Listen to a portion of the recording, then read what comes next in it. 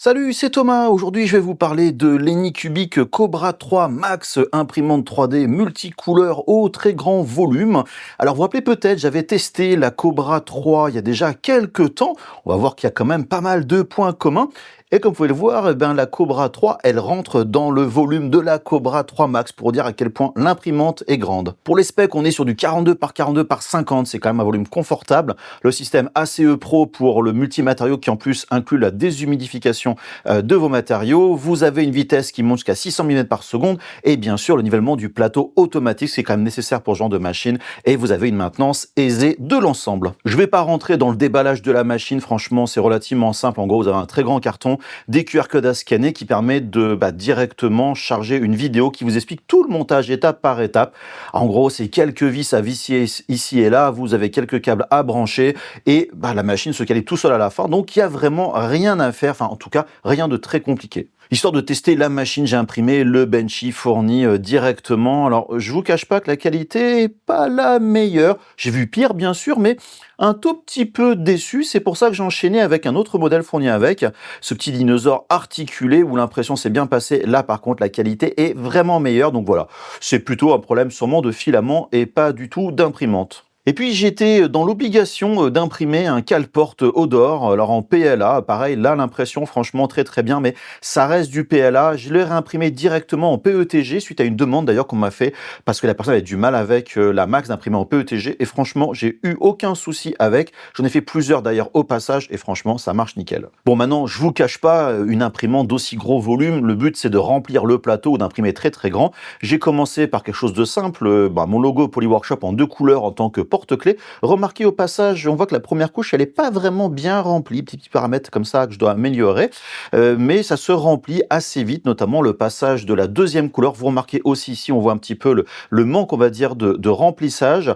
Il n'y a plus qu'à laisser la machine tourner. Et après quelques heures, quand même pas mal, 12 heures d'impression, on se retrouve avec tous les petits porte-clés imprimés. Et là, l'impression, surtout sur le dessus, elle est vraiment nickel. Ça marche très bien. On fait beaucoup d'impressions d'un seul coup. Et puis, vous pouvez constater qu'il y a très peu de déchets forcément parce qu'il y a très peu de changements de couleur. Vous pouvez aussi voir qu'avec un petit peu de résine époxy sur le dessus, ça permet de faire une finition vraiment sympa. Une partie de mon test se passait durant la période d'Halloween et j'en ai profité pour faire ce modèle de citrouille que j'ai agrandi au maximum possible, histoire de mettre des bonbons dedans, et c'était l'occasion de tester l'application mobile. Vous voyez, on peut comme ça voir un petit peu tous les paramètres, ce qui est quand même franchement très pratique. Et en plus, si on branche une caméra dessus, une caméra externe, on peut monitorer ce qui se passe directement au sein de l'application, ce qui est quand même franchement très bien, et y compris quand vous êtes à distance chez vous, vous avez même sur l'écran d'accueil du téléphone toutes les informations, voilà.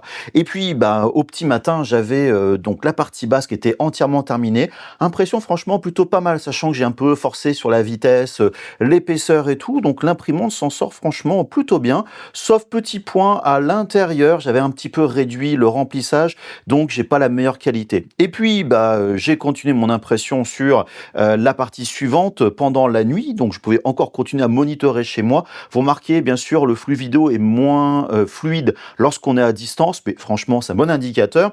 Mais au petit matin, j'avais une erreur qui était déjà sur l'application mobile, et oui, l'erreur c'était pas vraiment une erreur, c'est que je suis tombé en panne de filament. Voilà, j'avais plus rien au niveau de la bobine, donc je n'ai plus qu'à remplacer par un autre filament. Ça marche franchement très bien. Donc vous voyez ici au niveau de l'impression, il manquait pas grand chose franchement. Donc bref, je change mon filament, je relance, donc une couleur un peu différente, mais c'est un petit côté vraiment sympa. Et puis à la fin, on a le petit couvercle qui est prêt, franchement. Aucun problème là-dessus. Et puis j'ai fait bien sûr le petit partie coupée de la tige. Là, la qualité est vraiment bonne et le filament, un petit filament Yumi que j'utilise là, qui marche vraiment très bien. Au final, je me retrouve avec un ensemble, avec un petit coup de colle bien sûr pour le petit couvercle, qui est vraiment super cool. Tous les gens qui ont vu la citrouille ont dit ouais, franchement c'est génial. Et ouais, ça permet d'imprimer vraiment en grand, et ça c'est cool, ce genre de machine pour ce genre d'usage. J'ai enchaîné aussi une très grosse impression avec un modèle de Quaprint, cette brique de Lego Frankenstein. Et si on regarde bien dans le slicer d'Anycubic qui est basé sur Orca, on a des impressions plutôt très grosses, on est proche du kilogramme. Donc j'ai essayé de gratter un tout petit peu au niveau des paramètres, notamment la gestion des supports, ça paraît pas. Donc j'ai peint moi-même mes supports histoire de les réduire. Donc on a vraiment tout dans le slicer, jouer sur la densité, le remplissage, etc. J'ai fait bien sûr pareil pour toutes les autres pièces, c'est vraiment vraiment le même principe. On a tout vraiment dans le slicer, ce qui est quand même plutôt cool. Vous voyez, donc on a, j'ai vraiment essayé de gratter vraiment au maximum, histoire aussi de réduire le temps d'impression. Mais patatras, à force de faire les égoïstes, je suis arrivé à un moment donné, l'imprimante n'avait pas assez de remplissage et un support qui a pas tenu. Donc, impression ratée et surtout, une bobine de filament foutue en l'air. C'est le problème des grandes impressions grandes, c'est que dès qu'on a un échec, forcément, on a perdu beaucoup de temps et beaucoup de filaments. C'est pas grave, je relance.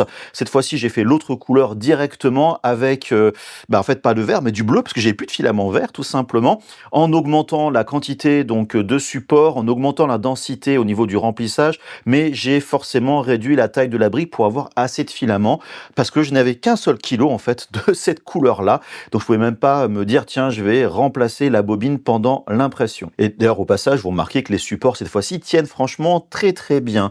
Au final mon impression a quand même duré 29 heures parce qu'on est sur du très très gros, le remplissage, les supports, mais ça rend plutôt quand même très très bien.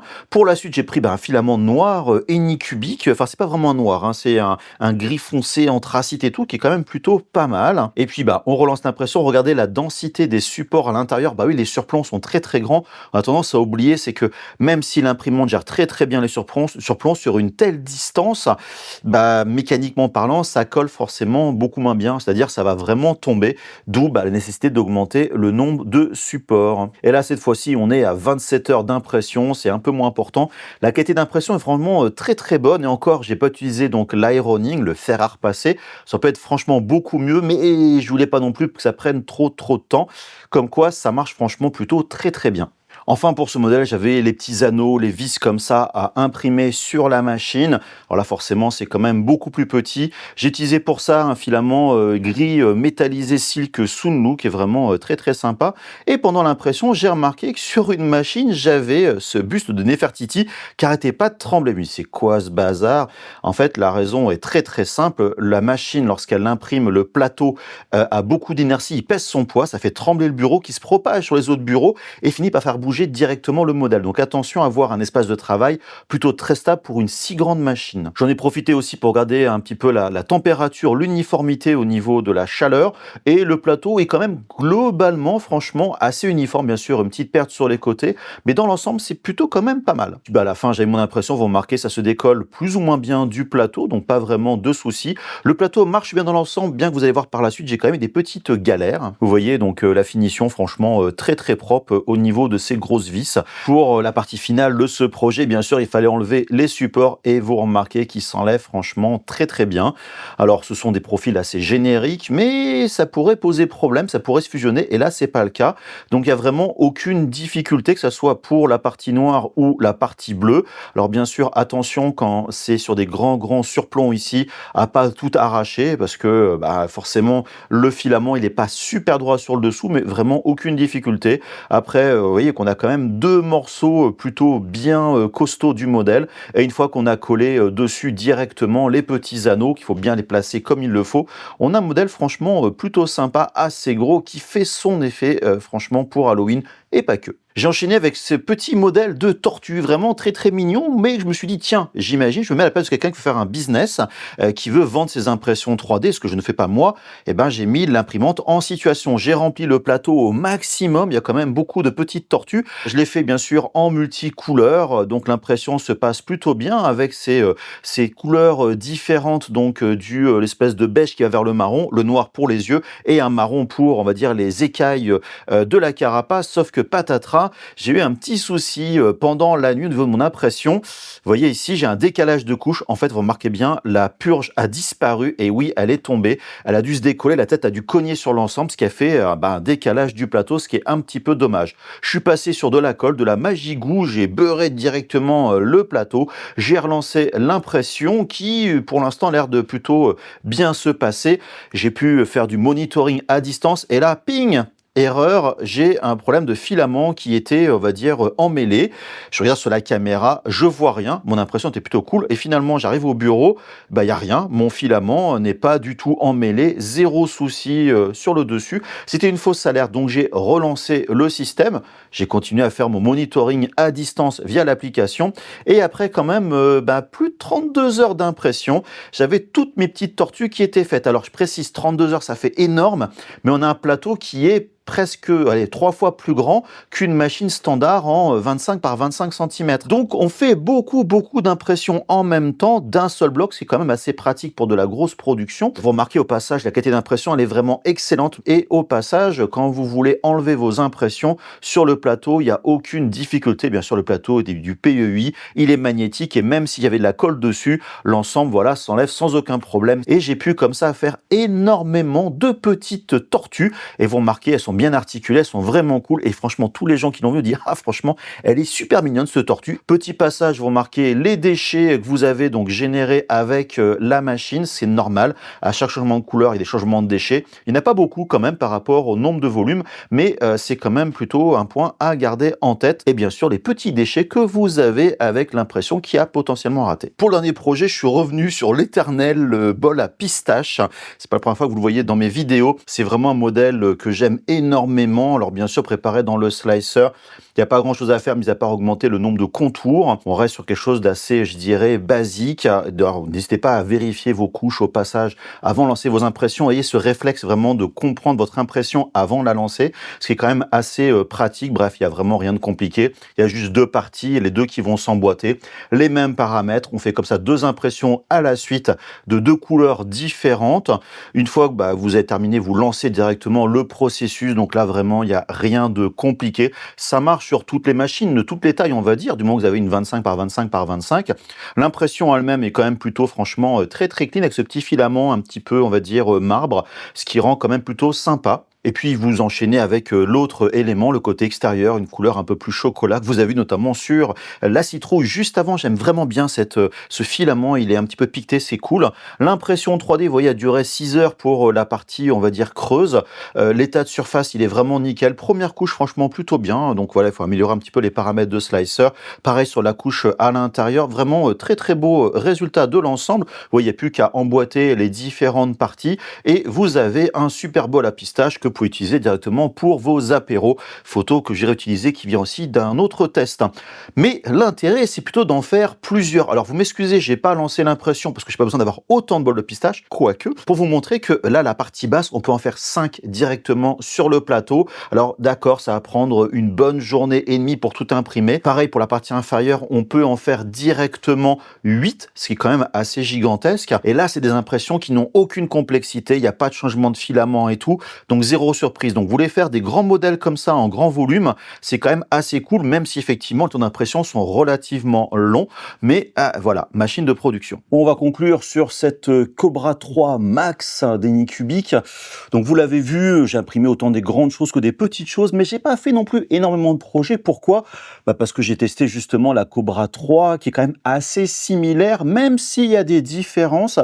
Déjà, bon, 1000 volumes bien sûr, mais déjà la tête d'impression a quand même relativement changé. Elle est plus petite, ce qui est pas plus mal vu l'inertie que peut proposer la machine. La maintenance est quand même plus aisée, on peut plus facilement enlever la buse, ce qui est quand même plutôt franchement très bien. D'ailleurs, la machine dans l'ensemble, la maintenance est assez simple, hein. Il y a juste les tenseurs de courroie et tout. J'ai quand même dû régler les excentriques vraiment qui étaient pas forcément parfaits, mais voilà, vraiment rien de très compliqué. Maintenant, en ce qui concerne la qualité d'impression, franchement, ça marche plutôt bien. J'ai envie de dire, c'est peut-être pas la machine la plus précise de la Terre que j'ai testée, mais je me suis pas retrouvé avec des impressions pour me dire « Ah mon Dieu, c'est moche ». Non, franchement, elle est tout à fait dans les standards d'impression 3D qu'on a à l'heure actuelle.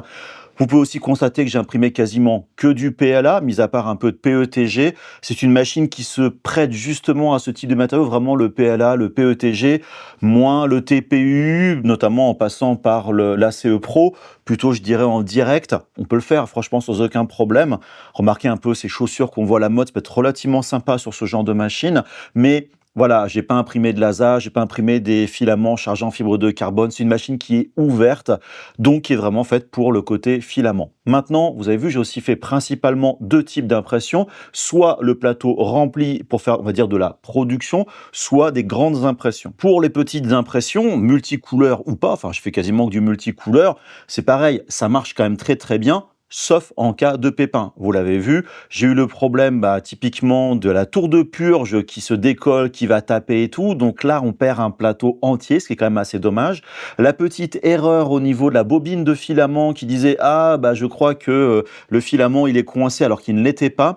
Mais j'ai envie de dire, à la décharge de la machine, c'est une bobine avec laquelle j'ai déjà eu des soucis avec d'autres machines. Donc, c'est peut-être plutôt un problème de filament, enfin de bobine de filament, et pas vraiment de machine, on va dire, de faux positif. Mais de l'autre côté, je ferai une machine qui se met en pause en cas de problème que de rater l'impression. Vous l'avez vu, donc au niveau des petites tortues, quand vous ratez un plateau entier, vous êtes déjà imprimé, surtout en multicouleur, plusieurs heures, alors je ne me rappelle plus quel était le temps, mais à mon avis une bonne dizaine d'heures, vous voyez ça, vous faites un petit peu la tête. Et pour la petite histoire, je venais de partir à l'autre bout de la France. En fait, j'avais regardé le début de l'impression, ça marche nickel. Je pars, j'ai vu ce truc-là. Je suis parti quand même 6 jours.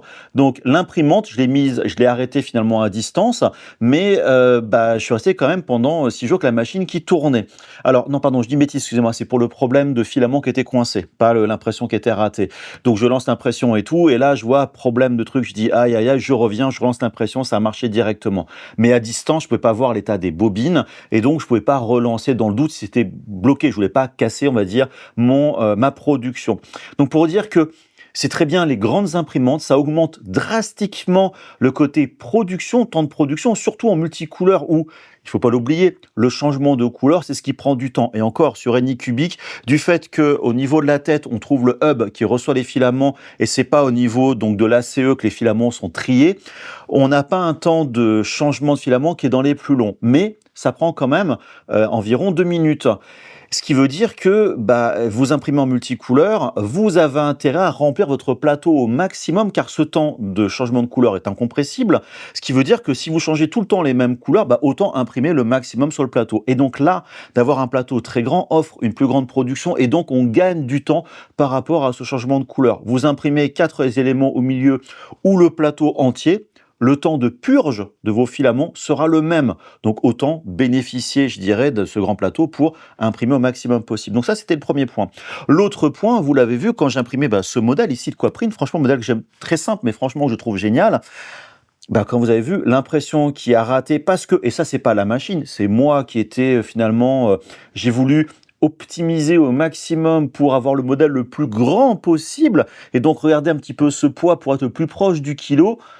J'ai fait un modèle trop grand, enfin pas trop grand, mais le plus grand possible, mais en réduisant la densité du remplissage, ce qui fait que mes surfaces étaient dégueulasses sur le dessus et tout, mais surtout j'ai voulu gratter au niveau des supports. Ça paraît pas, les supports c'est une perte, ça prend du temps d'impression, sauf que j'ai voulu avoir, je me suis dit les machines peuvent faire des ponts entre 2 parties dans le vide relativement grandes, mais il y a quand même un moment où si les ponts sont trop grands, ça marche pas très bien. Donc, ce qui fait que mon impression a raté. Donc, c'est une erreur humaine, c'est vraiment pas la machine. Mais de l'autre côté, quand vous ratez une impression comme ça, vous mettez quasiment 1 kilo de filament à la poubelle, oui, votre impression est morte, et vous perdez éventuellement 24 heures. Ce qui veut dire que ce genre de machine, j'ai voulu faire le radin. C'est pas une bonne idée. Mieux vaut justement essayer d'optimiser finalement votre consommation de filaments en réduisant vos impressions, en jouant justement sur la quantité de purge. Mais si vous voulez gratter en disant voilà, je vais faire moins de support, moins de remplissage, vous allez le payer. Pourquoi? Parce que quand vous êtes dans votre slicer, donc ici le logiciel d'Anycubic qui est donc basé sur Orca, je me répète, mais vous allez dire, il y a vachement de densité, vous réduisez la densité de votre remplissage. Oui, mais votre impression, elle est beaucoup plus grande. Donc finalement, votre densité, elle est quasiment inexistante. Ce qui veut dire qu'il y a beaucoup de parties d'impression qui sont dans le vide. L'impression supérieure ne peut pas s'appuyer sur le modèle et voilà. Donc c'est pas quelque chose qui est lié à la machine en elle-même ou les paramètres du slicer, c'est l'erreur humaine de se dire je vais gratter ici et là. Et là, vous l'avez vu, une impression ratée, et tout de suite ça vous coûte de l'argent en termes de filament, de l'argent en termes de temps, et puis il faut relancer l'impression, voilà.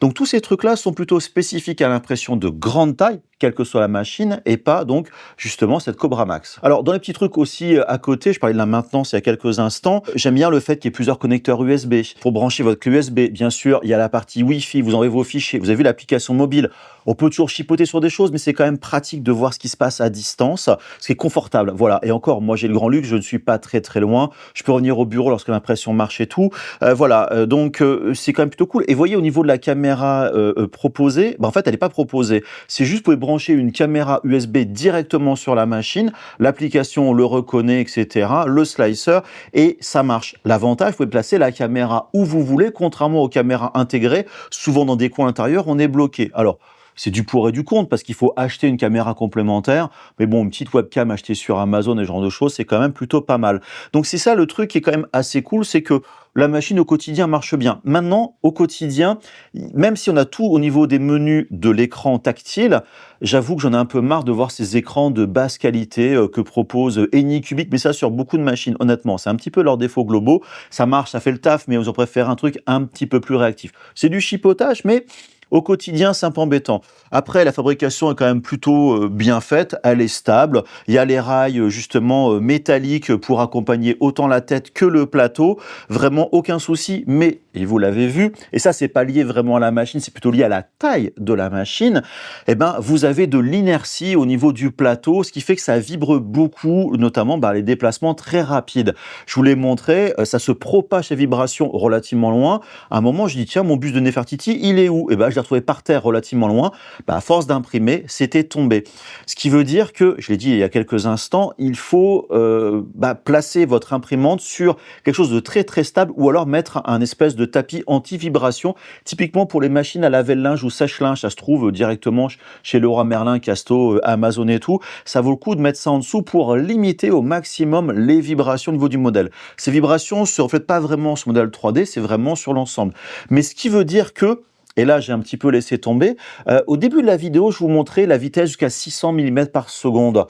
Alors oui, sur l'axe horizontal, c'est intéressant, mais sur l'axe de la profondeur, donc on va dire en Y, c'est pas une bonne idée. Et là, on ne peut pas choisir dans le slicer, c'est la vitesse de déplacement horizontale. Ce qui veut dire que vous allez plutôt imprimer à 200, 250 mm par seconde. Oui, imprimer plus vite.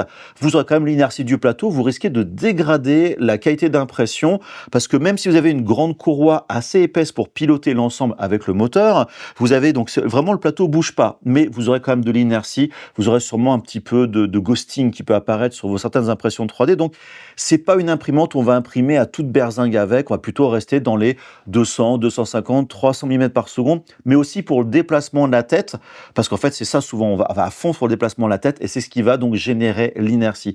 À vous de trouver les bons paramètres d'impression, faites quelques petits tests tout simplement, de trouver la bonne vitesse par rapport à votre espace de travail. Maintenant d'une façon globale, ce que j'en tire de cette machine, c'est que c'est un petit peu comme la Cobra 3, ce que j'avais dit, c'est une machine qui fait le taf, c'est-à-dire elle va permettre d'imprimer en grand et il n'y a pas beaucoup de machines qui impriment aussi grand et surtout à ce prix-là à l'heure actuelle et en multicouleur.